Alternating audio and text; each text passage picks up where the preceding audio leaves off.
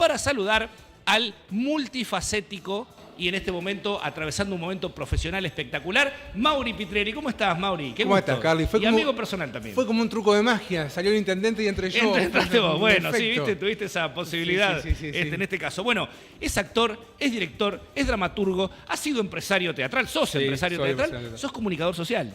No soy comunicador social, no se me dio por eso. Soy Sí, diseñador multimedial. Licenciado multimedial. Pero me exacto. falta un año para hacer la licenciatura en comunicación, no social.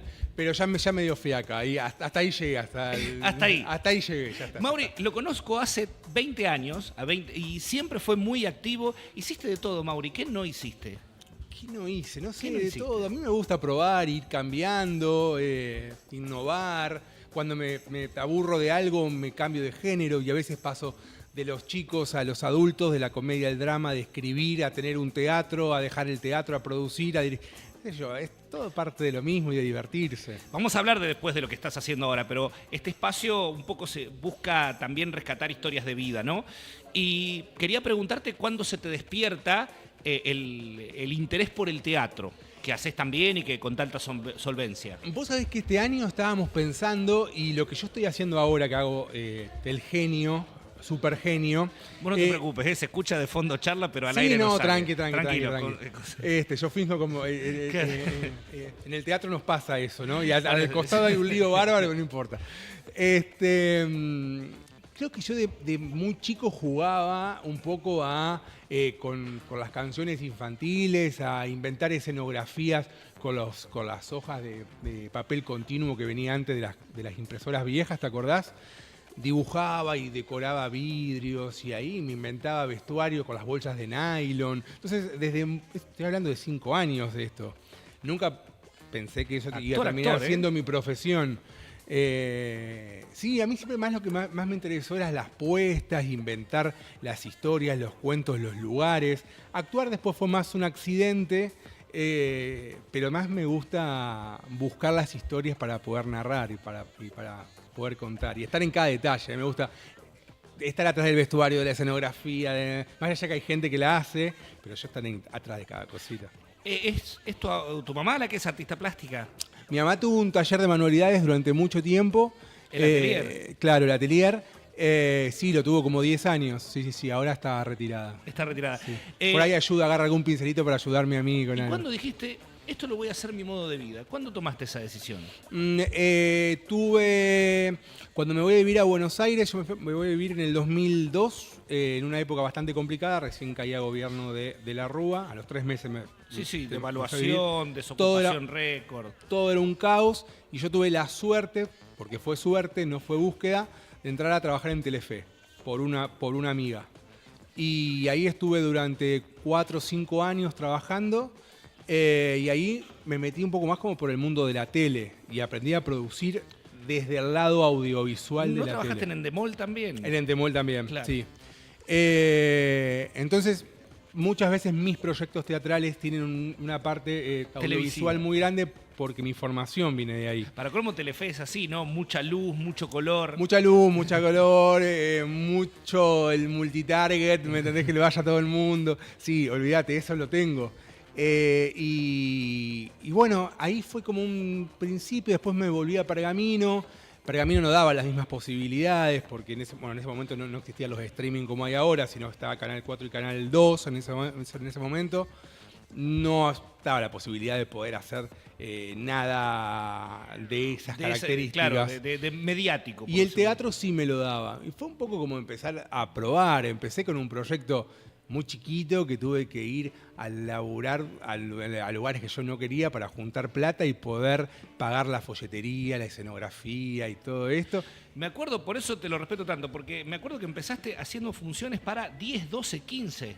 No, eso nunca nos pasó. Pero lo hiciste, me acuerdo, inclusive la fui a ver ahí con chicos católicos, ¿te acordás vos? Me acuerdo de eso en la escuela de estética. Claro, bueno, ahí entraba... Es que no es que no iba la gente, es que el espacio era ese. No daba para más que eso. Eran 35 personas que entraban, que era un lugar alternativo. Claro. Porque yo lo que quería era tener... el escenario era alto así.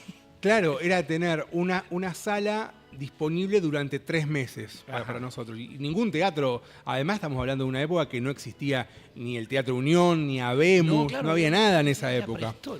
Estamos hablando que en muy pocos años el teatro creció mucho en Pergamino. Te voy a preguntar después por eso. Y bueno, entonces buscamos ahí esa sala que eran, ya te digo, entraban 35 personas, pero hacíamos funciones sábado y domingo durante 3 meses, hasta que nos aburrimos de hacerla.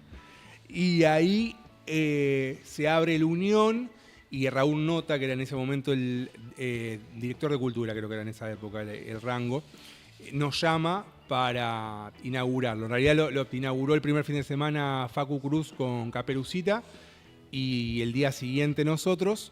Y explotó el Unión, como un mes antes se vendió. Tal es así que Chicos Católicos se hizo durante 6 años, tuvo 3 temporadas más. Me acuerdo, sí. Lo hacían en esta época más o menos. Sí, también, más o menos era de esa época. Cuando empezaba un poco a refrescar, porque era muy larga la obra y había que, viste, la transpiración y todo era un tema. Pero sí, esa obra se hizo durante mucho tiempo. Mientras tanto fui haciendo otras cosas también. Pero bueno, sí, fue un poco ir... Ahí yo me di cuenta, con esa obra me di cuenta que me quería... que era una profesión, que no era un hobby. Cuando nosotros estábamos haciendo esa obra puntualmente, fallece mi viejo y yo estaba en el velatorio de mi viejo y tuve que decidir si se empapelaba la ciudad o no con las caras nuestras porque venía la función de la Unión. En ese momento en el velatorio, y la función era 4 días después. Y cualquier persona común hubiese suspendido porque yo tenía ensayo general al otro día, vestuario, y yo dije, no, la función se hace. Y ahí para no fallarle al público. Para no fallarle al público, porque había una responsabilidad con mis compañeros, con el teatro. Y seguro tu viejo hubiera aprobado la decisión. Olvídate, porque mi viejo era súper fan claro, de las obras. Pero ahí yo me di cuenta que tenía más que ver con una profesión que con un hobby. Y desde ahí en más empecé mi óptica cambió, o sea, todo lo pienso en función como productor, todo. Te mandaste también una patriada que fue poner un teatrito. Poner un teatrito, sí. O sea, antes, como vos decís, antes que Habemos, antes que todos los espacios. No, ahí Habemos o más o menos año. En simultáneo. Sí, más o menos, sí. Allí en calle Echeverría, frente al Correo. Eso mismo, lo tuvimos durante 3 años y la verdad que funcionó bien porque Merelo, el gran problema que teníamos es que era una sala en la que entraban 70 personas. Y en un momento los espectáculos que nosotros traíamos crecieron tantos que no entraban en Merelo. Entonces terminábamos contratando el Cinema Pergamino, el Unión y todo eso, y la sala no nos servía. Claro, sí, les quedó la sala... Nos quedó la sala chica muy rápido.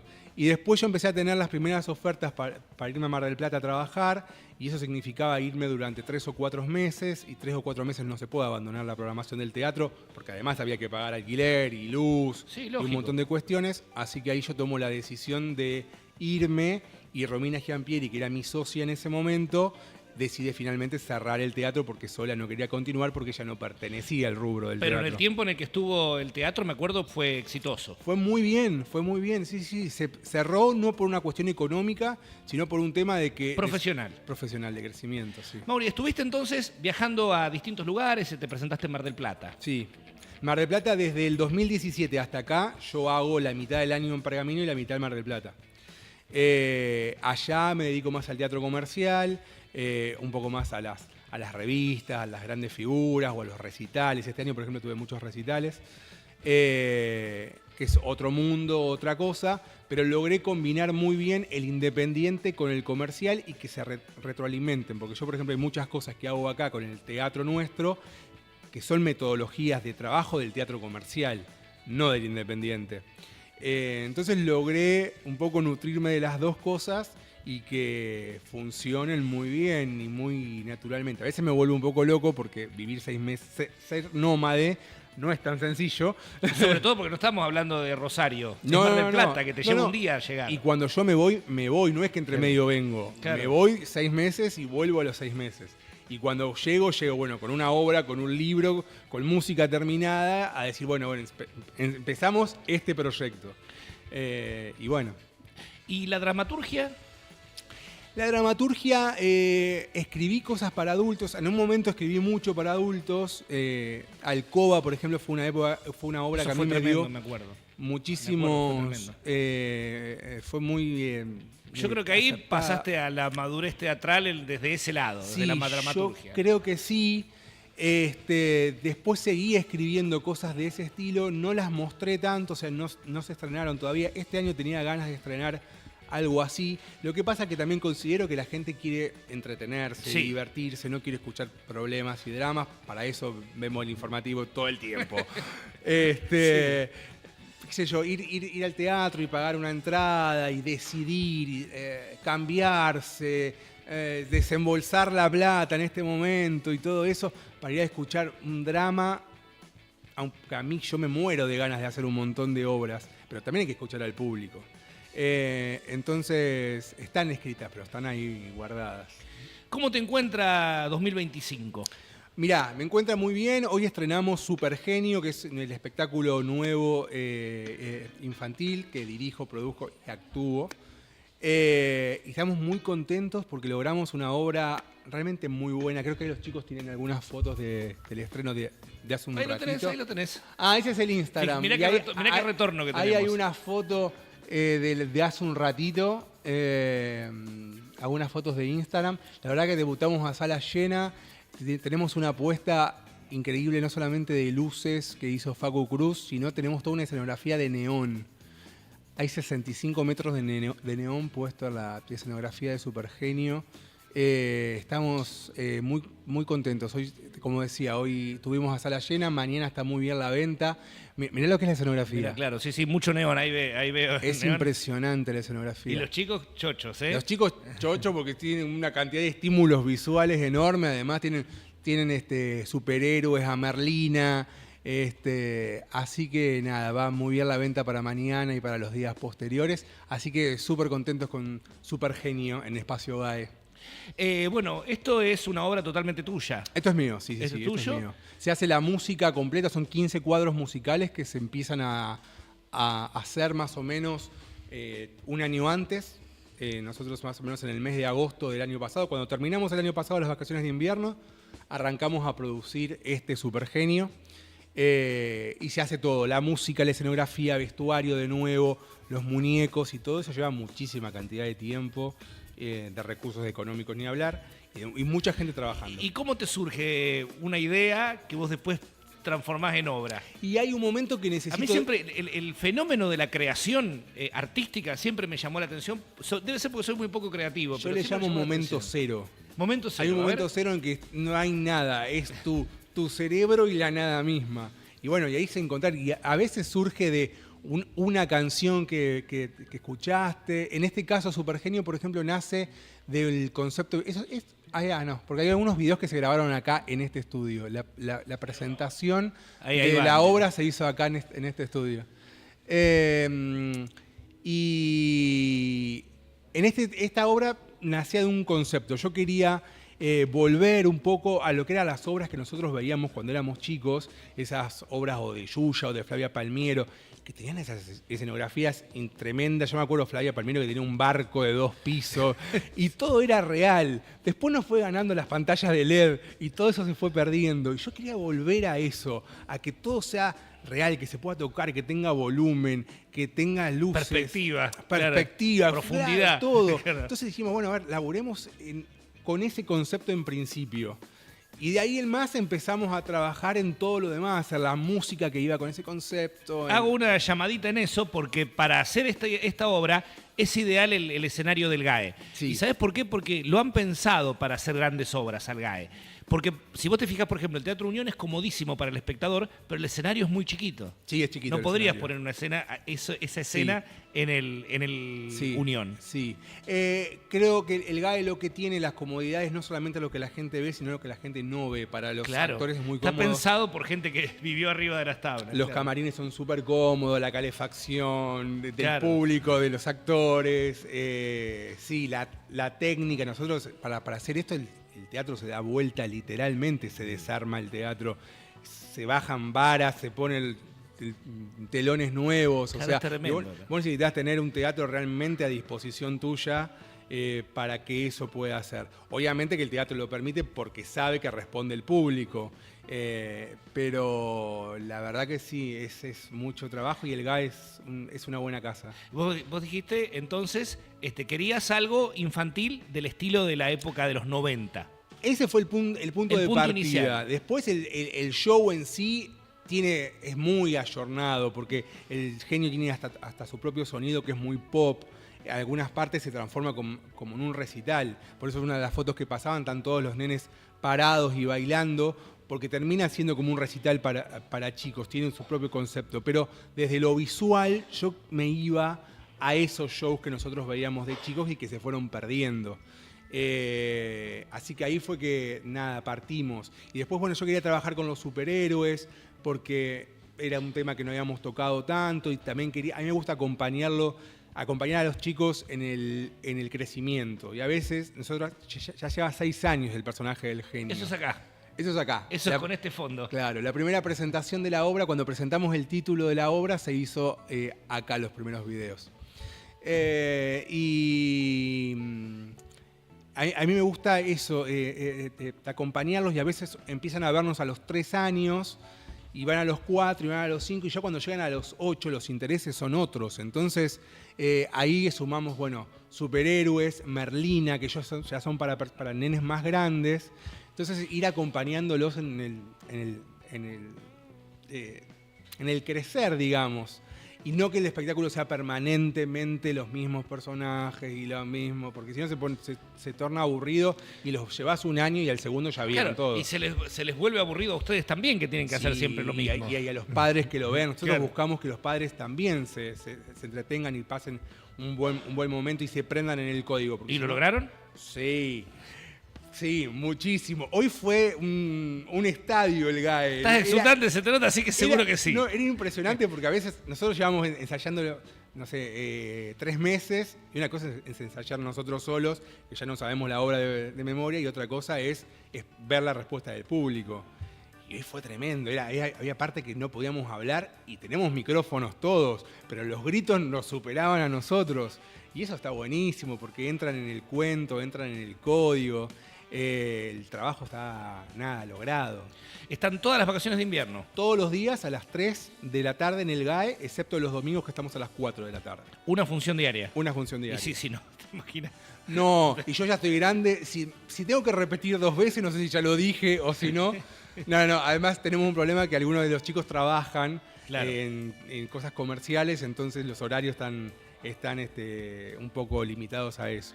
Terminan las vacaciones de invierno y ¿en qué estás pensando para el futuro? En teatro estoy viendo algo para adultos para hacer como te venía diciendo. No tengo 100% la obra definida, tengo 2 o 3 libros. Pero no dramático, sino más bien comedia. Más bien comedia. El de drama lo estoy trabajando ahí. Yo siempre trabajo 2 o 3 libros a la vez. Me dijiste que no tenías por ahí ganas o que la gente no estaba en este momento. Yo siempre trabajo 2 o 3 libros a la vez. Y a último momento, cuando ya tengo los elencos que me gustaría tener, la escenografía diseñada, la gráfica diseñada, yo digo, Y no hay un porqué, es intuición solamente. Así que sí, hay 2 comedias que están dando vuelta y un drama. Mío el drama, las comedias no, y vamos a ver si se puede meter antes de fin de año. ¿Esa es la idea tuya y te tiene como protagonista? No, como productor. Solo como productor. Productor, sí. Y bueno, eso para poner en escena durante el resto del año. Calculamos que sí, tengo idea de que se pueda hacer en octubre más o menos, pero ya veremos. Por ahora disfrutar de Supergenio, porque además cuando terminamos las vacaciones siempre surgen ideas de gira, por ejemplo, nos han pedido todos los años. Lo que pasa es que somos muchos para poder ir. Pero quizás también está la posibilidad de hacer una versión más chica y más portable, como para poder irnos algunos de viaje y todo eso. Siempre aparecen presentaciones acá, algún teatro suelto, entonces es como que uno nunca larga después de las vacaciones de invierno, queda un tiempo el infantil dando vueltas. Mauri, vos sabés que si nos dieran plata por cada profecía que no se cumplió y que escuchamos, seríamos todos millonarios, sí. ¿No? Bueno, yo escuchaba, me acuerdo en la pandemia, cuando decían, no, ahora la gente se va a acostumbrar a las redes sociales y al streaming y al YouTube y los teatros van a desaparecer. Sí. Y yo recuerdo que apenas se volvieron a abrir los teatros, explotaron. Y hubo que agregar funciones y qué sé yo. Entonces, el teatro está más vivo que nunca. Y, no va a estar... Yo lo veo muy... Bueno, entonces era la pregunta para vos que venís desde adentro. ¿Cómo ves al teatro en Pergamino? No te podría decir en Pergamino, o sea, no es muy diferente Pergamino a lo que pasa en el resto del país. Pero hay ciudades como Pergamino que no tienen tanta actividad teatral. Yo creo que lo que veo en Pergamino es que después de la pandemia no recuperamos la cantidad de producciones que teníamos antes. Hay muchos elencos que desaparecieron directamente. Pero no se fueron los espectadores.